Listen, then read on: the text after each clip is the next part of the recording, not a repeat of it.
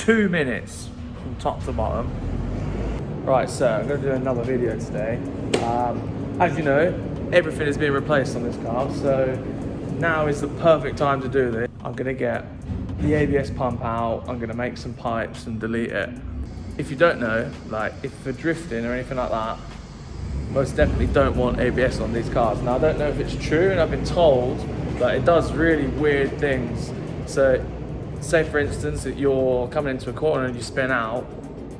If you spin out and you're going like backwards into a wall at like 40, if you slam the brakes on, they've still got the ABS. Apparently if you're going backwards and you slam on the brakes, that the brakes do nothing at all, and you're literally just going backwards for this wall and you can't save yourself. So yeah, that is not ideal what you want. So most people just take the fuse out and leave the ABS pump, etc. in there, but there's no point of it being in there. And now, because I haven't got any brakes that are bled, I might as well take it out now. And it's not that hard. It's just a couple of pipes, and you connect things all together. Yeah, it's not that hard. I'll show you how to do it. It's a piece of piss, really. Doesn't cost a lot. While you got the chance, you might as well take it out. If you got like a normal street car, I'd probably say keep it in. For drifting and stuff, there's no point in even being in there, so you might as well just take it out now. Obviously, yeah, we don't want the back of this car stowed in. Not straight away, anyway. So, your ABS pump is always on this side, down here. You see that there? This thing here, that's the ABS pump. So if you've got like a 4-cylinder car, your battery will be here. And you have to take your battery and battery tray out, etc, etc. But obviously on this car, the battery's in the boot, so you've got a lot more access. So basically, we're trying to get this whole pump out, and all these pipes here, we just need to connect them correctly. Undo the inlet so you've got more access, and then you can get right in there. So if you're doing this, you're going to definitely need some parts and stuff. It's not a lot. So I went to Halfords this morning, got some female brake fittings, like so. I think these were like £4. A T-piece, you're going to need a T-piece. And then obviously you're going to need the brake fittings as well.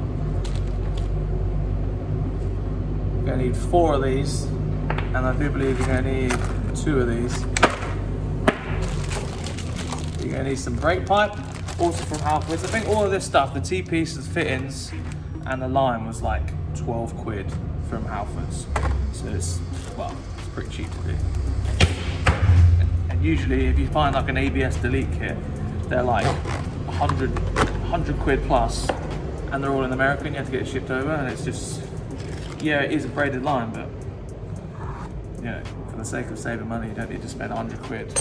You can make it just here for free, almost for free. And then you're going to need a brake pipe flaring tool. Now, for me personally, this style of brake flaring tool is the best. It's quite robust as well. So yeah, this is like a solid bit of metal. There's no flex in it. There's no bullshit with it. You know, I'll show you how to use it in a minute, but this right here is so good. Like, I think it's quite expensive. You don't need this tool to do this job. You can buy a cheaper brake flaring toolkit. But for me, this, I'll probably have this for life. And you can't get it wrong. You literally cannot get it wrong with this tool. I'll show you how to use it. It's faultless. This is, if you're doing cars, get one of these. They're like 40, 50 quid, I'm sure. Something like that. And you're also going to need a brake pipe cutter. Again, this is just the cheap one. This is pretty much what you'll see most people have. They're probably like 4 or 5 quid, and they'll last significant amount of years. It just doesn't matter if you get an expensive one or not. Yeah, so to start with, might as well just take the inlet boot off of here. Take this clip off.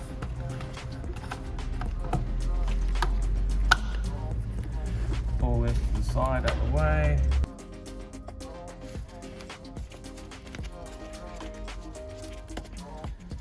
I've just noticed that this is all cable tied together, man. What the hell?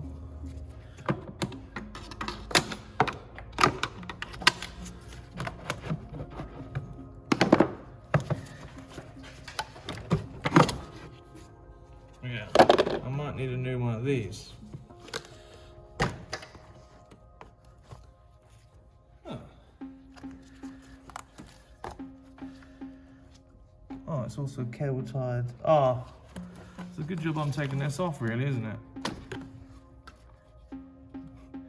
That's gonna make it run like shit. Yeah, look, all of these are cracked at the bottom. And it's all just been cable tied together. I know that was the last guy that owned it, for 100%. Because he had all the inlet manifold off. Bastard. Bastard, man. Can't believe my 90s BMW is not immaculate first time. What's this? There's another pipe down here that's snapped. What's that? What is that? My poor car, man. More stuff to fix. Right, now there's loads of access to get down here. That's bright enough there. So basically what you're going to need to do is you need to take this plug off here. It's like a twist, and then you just pull it out of the way. There you go. Just there, out of the way. That's done. This also needs to go out of the way because it's in the way right now. And then you've got lots of letters and stuff on here. There's like a V, a H, and then down here there's some other stuff which doesn't, well, I can't read it in a minute, but basically you've got two fronts and then you've got one rear line. So that one line there goes all the way to the back of the car. There's also a nut right here, which looks to me like a 13. So the 13mm nut there to hold the whole unit in. You want to do is crack all the brake lines first, get like a proper brake pipe spanner so you don't round any of these off. They're most likely going to be quite tight in there because they've never been out in their entire life. So I'd say crack those off first, then you want to undo the bolts that hold the whole pump in. There's your brake pipe spanner, as you can see. So the good thing about this is obviously you can get the entire fitting pretty much in here, which obviously eliminates 99% chance of it slipping round. If you slip it after this, you're probably going to need a new brake line. Oh, they're quite loose. This one's a bit shit because it's bent like that. However, you can get straight ones. Mine's a bit rubbish. That's better. I've changed spanner because of the kink in the spanner. It's not actually that good in this situation. I'm gonna invest in a normal size one, I think. So I've been struggling with this brake line here, using a normal 11. It's literally a 12mm. Why is that a 12mm? So I thought it was the spanner, but that middle line there is a 12mm. I assume that's like that, so when whoever's installing this in the factory doesn't put them in the wrong way, I don't know. But yeah, that middle nut is a 12. The nut is down here for the pump. That finger technique. Didn't even drop it. Top tip, undo these bottom ones first, because if you do this one first, you're gonna get brake fluid dripping all over your hand. Yeah, it should just yank out. Oh yeah.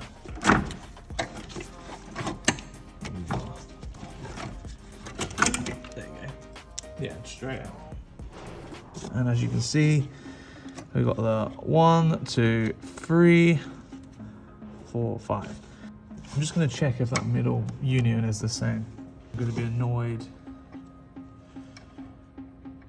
Oh, right, so basically the female threads that we need are M10, and the other one, which was the middle one here on the pump, this one is M12. Just this one, not the rest of them. As you can see, it's a little bit bigger than the other two there. So I've ordered one of these. I'll put a picture up now. Oh, there you go, got a bit of light on there. So basically what we've got is a lot of letters on here. So we've got HA, VL, and VR. And this one is V, and that one is H. Don't know what they mean. So the master cylinder is pushing fluid down here that's for the front bias, and then that goes through here, and these two here are also your front. And obviously, again, from the master cylinder into the rear port, and then that goes through here, and then this singular one is a rear brake line. Now this brake line will split at the back somewhere, but these are split right here at the ABS pump, because this is the majority of where your car will be trying to control anti-lock brakes. So yeah, ignore this now, that's now irrelevant.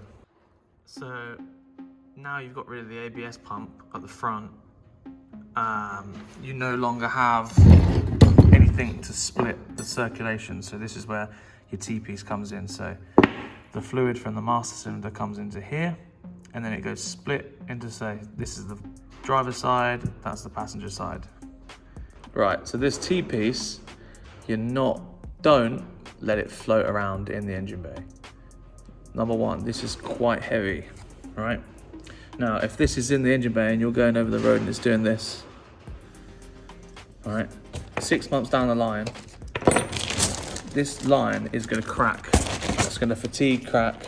You're gonna lose brake pressure, and you're gonna be stuck in Manchester with your car because you didn't support the T-piece.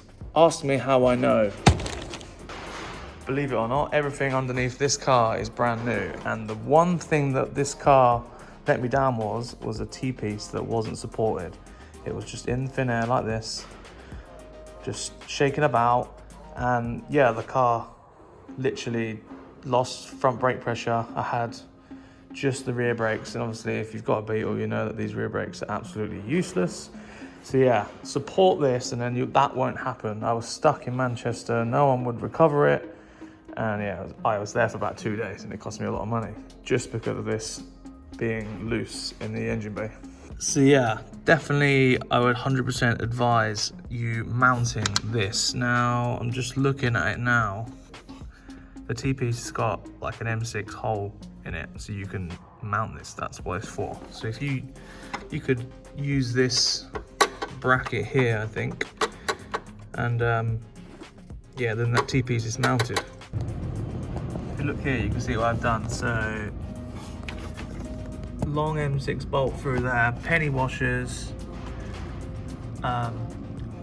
some more penny washers to space it out so it wasn't interfering with this edge here, and then double nutted it at the end so it doesn't go anywhere. So that's solid, and you won't have to worry about that. It looks a bit, I don't know, looks alright.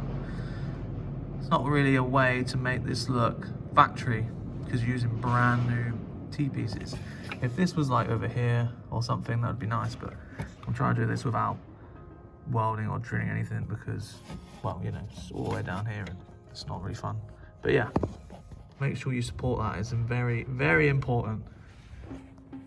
I've just bent this line down from being up here just so all the fittings are on the same level, and obviously the brake fluid is now pissing out, which is nice. And yeah, so we need to go from here into here. The best way to figure out how much line, like copper line, you need is by using a bit of wire, just some scrap wire, and then you can really see the length of it really. Now, when I say you need to use a bit of wire, you can also use a cable tie. So I'll just use that. So that's like roughly around that way, that long. So yeah, now I can sort of, basically what I do is straighten this out roughly with your fingertips. Just be gentle because this is really hard to get kinks out of it once you've gone a couple of ways. So yeah, just try to straighten it out as best as you can. The thing with this stuff is it's quite hard to make nice. You won't make the best brake line your first time round. So you get your cable tie on there, make sure it's roughly where you need, and then just cut just a little bit extra, because like a fingernail's width extra on there. So if you cut a little bit extra, it's always easier to cut it down shorter rather than make it longer. And it's just practice really. You sort of get the idea of what you're going to do basically. Yeah, so you just want to nip that pipe on there, and then you just nip it up to there like that.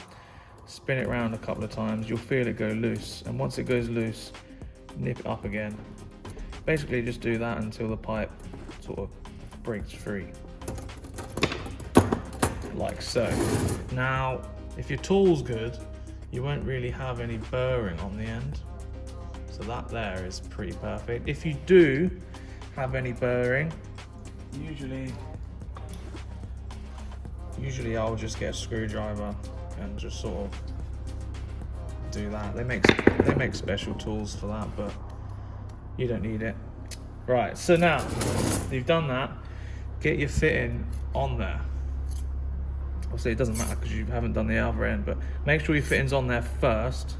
Always make a habit of it, otherwise you will make a brake line, you'll do a wicked flare on it, and then what will happen is you'll go to put it on and you realise you didn't put the fitting on, and then you have to cut the flare off, put the fitting on, and then that might have been your one-shot deal, so you might have to get a whole another reel and start again. So make sure your fitting is on there.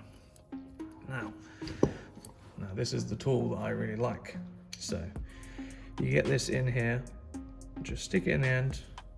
Obviously this goes in and out like this. So what you want to do is push this through, so you can see it just sticking out the end, and then you want it to just hide it away in there ever so slightly, and then pinch it there.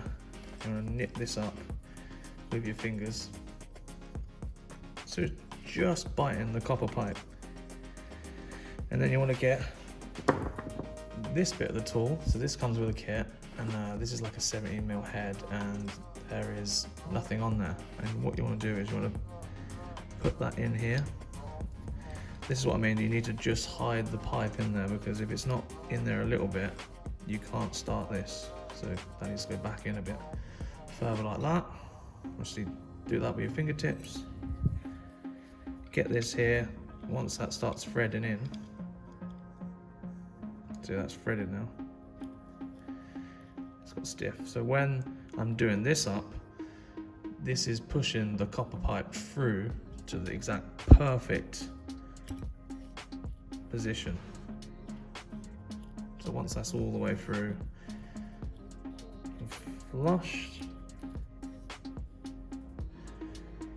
yeah, like so, that's all the way there. Yeah, once that's all the way flush like so, you want to just do this up. Okay, that's the wrong tool. You just do this up quite snug. Don't go mad. You want it to basically hold this copper pipe so it doesn't move. Once you've tightened that up, obviously you can take this one back out.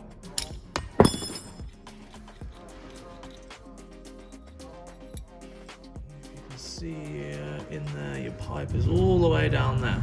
Now, you get this part of the brake pipe. Now you only want to use one side of this, not this side, this side. So you see that radius in there, that's the flare that you're going to get. Now if you chuck that in here like so, again, so it's tight there, you want to get your spanner, grab onto this quite tightly, and then you want to just turn it, and it will get a bit tight there, and then that's where it's starting to flare. So you just crank on it. It's easier when you've got a ratchet spanner.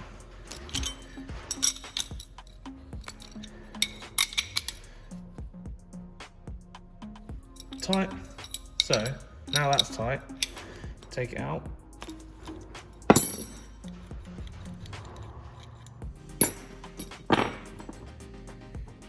Get this off here.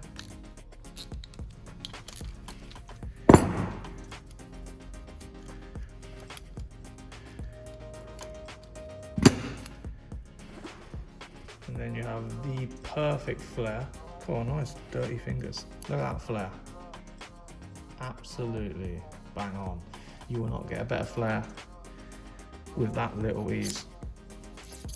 You know, if you have one of the cheap tools, this will start going in like pissed and go left and right, and you have to really look what you're doing. But with this, it's literally idiot proof.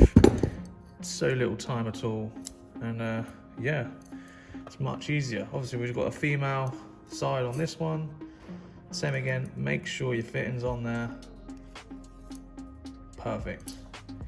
Then do the whole process again. And there you go, boom. Same again. Obviously you can't see that flare, but it's in here. Yeah, easy as that. So now you've got that. Don't bend this any shape or form until your fittings are right at the ends, because if you put a bend in it here and your fittings there, if you put the bend in there, because it's easy to get your hand on there, you're not going to be able to get this fitting back to the end. So just do that, and then you want to bend it basically. So this one needs to go something like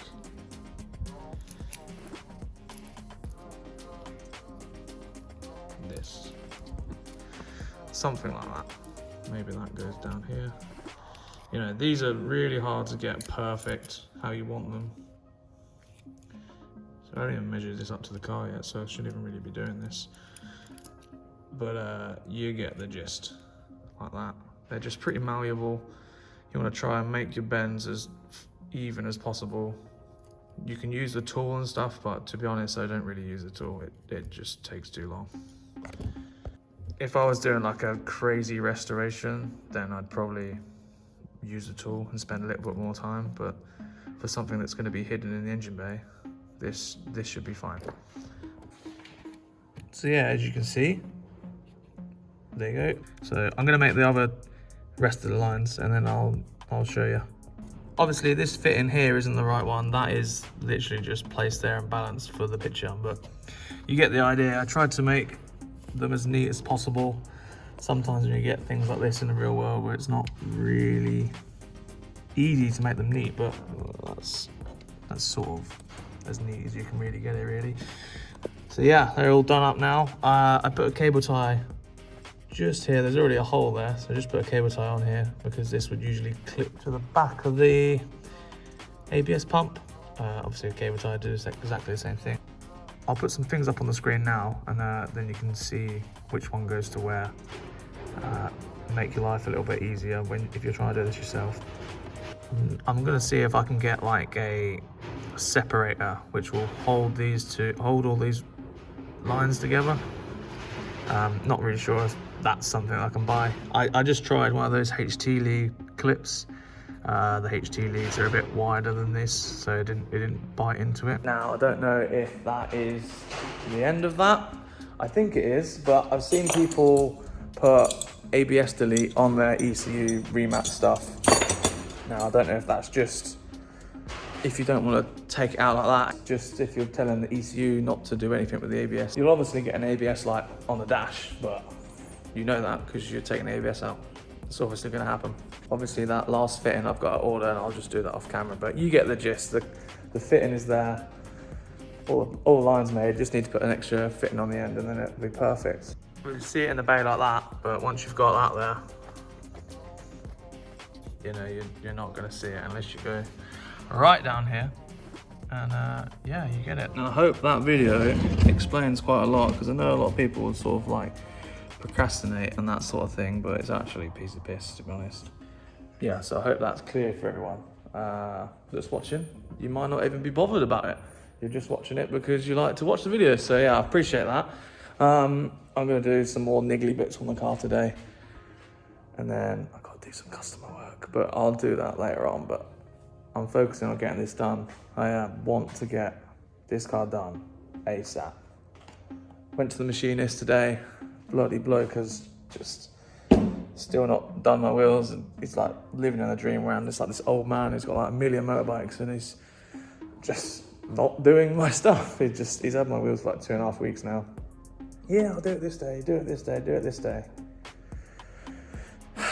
Anyway, that's the end of that video. I'm gonna crack on, do some boring bits off camera. Cheers.